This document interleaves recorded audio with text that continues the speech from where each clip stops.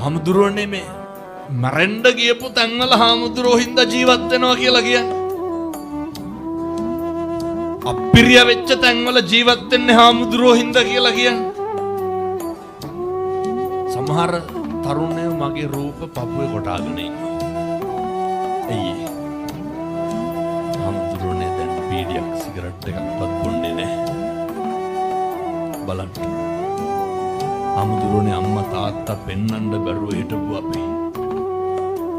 වෙනදා අනේක මොකක් හරි වචනයක් කිව්වොත් එහෙම ගහගන්න යන අපි, පනින්න යන අපි.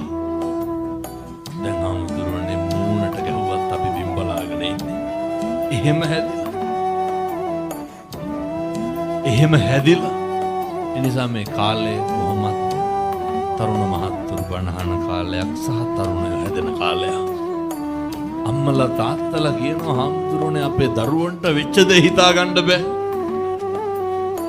එච්චරටම ඇයි සබ්බ රතින් තම් රතින් ජනාති. ධර්මයේ රතිය පින්නතුනි දැනුණාම මේක තේරෙන්න ඕනේ නෑ.